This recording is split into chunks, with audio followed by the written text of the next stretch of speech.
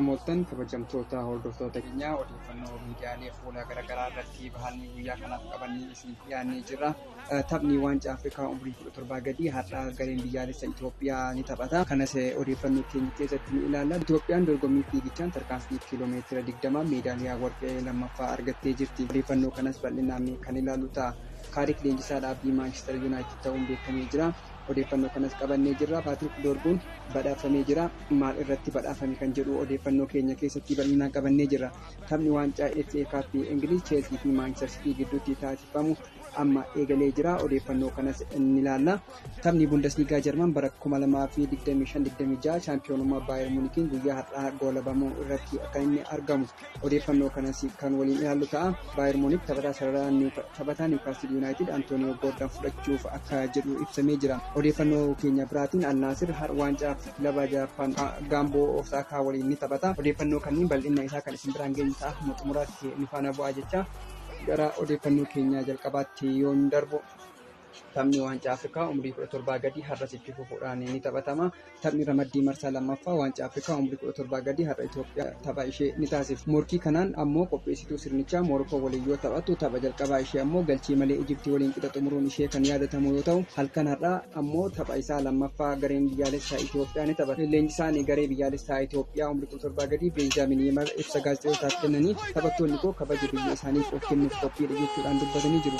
Leenjisaan garee biyyaalessa Itoophiyaa Beenjaamin Yimar Moorokoon taphattoota Awurooppaa fi Afrikaa keessa taphatan waan qabduuf namoonni injifannoof tilmaama jalqabaa ishee akka kennan ni beekna jechuun taphattoonni koos kabaja biyya isaaniif akka of kennan nan beeka jedhanii jiru. Gareen biyyaalessa Itoophiyaa tapha ramaddii jalqabaa Ijiptii waliin goolii malee qixa bahuun ni yaadatama. Gareen Moorokoos Tuniziyaa waliin goolii tokko qixaan xumuruun kan yaadatamudha. Taphichi sa'aatii muraasa booda sa'aatii 4 irratti halkan keessaa kan eegalamu ta'a. Odeeffannoo kana fuula toora OBN irraa kan argannu. Odeeffannoo biraatiin Itoophiyaan dorgommii fiigicha tarkaanfii kiiloomeetira 20 meedaaliyaa warqee 2 argattee jirti. Chaampiyoonaa atileetiksii addunyaa 24ffaan Gaanaa magaalaa Akiraatti dorgomaa jiru irratti Itoophiyaan dorgommii fiigichaan tarkaanfii kiiloomeetira 20 Koorniyaa Lachinuu meedaaliyaa warqee argattee jirti. Dorgommii fiigichaa tarkaanfii kiiloomeetira 20 dhiyootaan atileet Misgaanaa Waaqumaa injifachuun Itoophiyaaf meedaaliyaa warqee argamsiisee jira. Atileet Abdusalaam Abdulwahaab ammoo sadaffaa bahee dorgommii dubartootaatis atileet Ubaalam Shubbuxee tokkoffaa bahuu yoo injifattu atileet Hiwot Amba'oo afuraffaa atileet Maaraw Bitoo ammoo 8ffaa baatee jirti. Odeeffannoo maddeen alaatti yeroo dabarru Maayikel Kaarik leenjisaa dhaabbii Maanchister Yuunaayitid ta'uudhaaf walii galee jira. Maanchister Yuunaayitid leenjisaa yeroo gochuun kan muudee ture Kaarik dhaabbii gochuuf waliigaltee irra gahee jira. Kaarik Maanchister Yuunaayitid keessa hanga bara 2029 turuuf walii kan gale yoo ta'u, murtoon kun abbaa qabeenya kilabichaa Raadkilifiin kan murtaa'edhas jedhamee jira. Odeeffannoo biraatiin taphni FA Cup Ingiliz Maanchister City fi Cheelsii gidduutti taasifamaa jira. Maanchister Cityin bara kana waancaa Kaaraabaa injifachuun isaa kan yaadatamu yoo ta'u, har'as waancaa lammaffaa milkaneessuuf falmachuu irratti kan inni argamu. Kilaboonni lameen waancaa FA Cup irratti xumuraaf yeroo jalqabaaf kan gahan yoo ta'u, kanaan dura taphoota walakkaa xumuraa qofa irratti waliin morkataniiru. Waltajjii bara 1871 irraa eegalee FA Cup'n bara kana ammoo murtii hedduu booda taphni xumuraa ni taasifama. Kilaboonni lameen yeroo 67 kan wal injifatan yoo ta'u, taphoota 41 ammoo qixaan xumuranii jiru.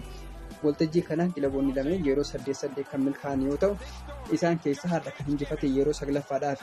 Taphni kun istaadiyoomii Wembilee irratti kan gaggeeffamaa jirudha. Odeeffannoo biraatiin taphni Bundesliigaa Jarman bara 2025-26 chaampiyoonummaa Baayer Muunikiin guyyaa har'aa goolabamaa irratti kan inni argamu. Baayer Muunik yeroodhaan chaampiyoonaa ta'uusaa beekee Doortmundii fi RB Leipzig Champions League bara 2026-27 irratti hirmaachuu isaanii mirkaneeffatanii jiru. Garuu ammas kilabni tokko hin beekamne kan Champions League bara 2026-27 irratti hirmaatu. Haaluma kanaan taphoonni har'a taasifaman ni eegamu. Taphoota har'aa keessaa Borshaa Moonchenglaadbaan Hoffenheim wajjin, Eintracht Frankfurt Stuttgart wajjin, Bayer Leverkusen Hamburg wajjin taasisan ni eegamu. Maaliidhaaf Stuttgart Hoffenheim fi Bayer Leverkusen kilaboota carraa yoo argatan kilaboota afuraffaa ta'uudhaan tapha Champions League bara 2026-27 irratti hirmaatu.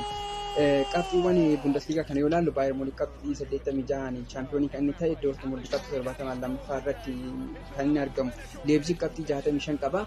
Isarraa kan hafe Stuttgart 61, Hoffenheim 61 garaagarummaa gooliitiin Stuttgart caaluudhaan afuraffaa irratti argamna. Leverkusen 58 taphataniin Stuttgart kan mo'amuu fi Hoffenheim kan mo'amu yoo ta'e, garaagarummaa gooliitiin Bayer Leverkusen gara afuraffaatti dhufuudhaan Champions League irratti hirmaatu ta'a. Kanarraa kan hafe Stuttgart fi Hoffenheim carraa ofii mataa ofiitiin murteeffachuu danda'u. Maaliif isaan keessaa tokko qabxii yoo gate qabxii 61 waan qabaniif tapha kana caaluudhaan kan isaan gara Champions League 2026-27 kan darban. Odeeffannoo biraatiin Simeon Coleman waggaa 17 dura Everton kan imale yoo ta'u yeroo sana gatii jijjiirraa yuuroo 60,000 yoo ta'u kilaba Sligo Rovers irraati. Bara dorgommii 2009 gara Everton kan dhufe yoo ta'u taphoota 433 irratti galchii 28 fi kubbaa galchiif taatu 29 mijeessee kennee jira. Waggaa 7 ammoo dursaa taphattoota garee kanaa ta'uudhaan kan tajaajile Simeon Coleman sababa miidhamaatiin as dhiyeenya kana taphachaa hin jiru. Kanumaan wal qabatee Simeon Coleman kubbaa miila dhaabuu isaa beeksisee jira. Bayern Munich taphataa Newcastle United Antonio Gordon fudhachuuf akka jedhu ibsamee jira. Kilabni kun kontiraata waggaa 5 fudhachuuf akka barbaadu kan ibsan yoo ta'u gatiin jijjiirraa isaaf ammoo hanga yuuroo miliyoona 75 ni kaffalu jedhamee eegama. Bayern Munich baroota darban Premier League England irraa taphattoota akka Harry Kane, Luis Diaz fi Michael Olise fudhachuun ciminaan falmachaa kan jiru yoo ta'u ammas taphataa kana fudhachuuf marii irra jiraachuu isaanii The Times gabaasee jira. Odeeffannoo biraatiin Patrick Dorguun badhaafamee jira. Taphataan sarara ittisaa Manchester United galchii midhaagduu bara kana lakkoofsiise yoo ta'u kanaanis galchii bara kanaa Manchester United ta'uudhaan filatamtee jirti. Patrick Dorguun kanumaan irraa ka'uun badhaasa kana fudhate yoo ta'u galchii kanas Arsenal waliin taphatan irratti lakkoofsuun isaanii yaadatama. Tapha sanii Manchester United Arsenal injifa kan yaadatamudha. Odeeffannoo keenya biraatiin Al Nassr har'a waancaadhaaf kilaba Jaappaan Gamboo Osaka waliin ni taphata. Tapha waancaa Champions League Asia lammaffaa kan morkatu kilabni kun waltajjii kana irratti Saudi Arabiyaa bakka bu'uudhaan ni taphata. Morkii kana kan injifatu yoo ta'e waancaa isaa jalqabaa bara kanaa kan argatu ta'a. Liigii Saudi Arabiyaa dursaa kan jiru gareen Al Nassr har'a galgala sa'a 2:45 irraa eegaluudhaan ni taphata. Egaa kabajamtoota hordoftoota keenya odeeffannoon ammaaf qabannee dhufnee kanuma fakkaata. Odeeffannoo biraatiin hamma walitti deebinutti turtii gaarii.